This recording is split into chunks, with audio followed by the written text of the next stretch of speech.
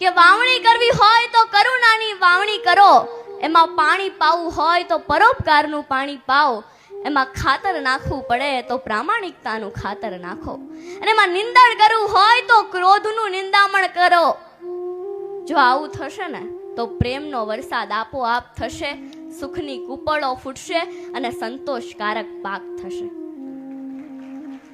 આ એવી સંસ્કૃતિ છે કે સમજણની અંદર આખે આખો દરિયા પીવાની વાત આવે અને એક બૂંદ પીએ ત્યાં તરસ છીપાઈ જાય, બુઝાઈ જાય. એટલે Shrimad Bhagavad Gita. Shrimad Bhagavad Gita is a big success and Lord Krishna is the best teacher. અંતે શ્રીમદ ભગવદ્ ગીતા માણસને જીવતા શીખવે છે. સિંહણના દૂધ જેવું ગીતાનું જ્ઞાન છે, મંદ બુદ્ધિ શુદ્ધિનું એમાં વિજ્ઞાન છે. ગીતાનું જ્ઞાન થતા ભાગે કલિકાલ, ઘૂમશું ગીતા લઈને વિશ્વ વિશાલ. અહીંયા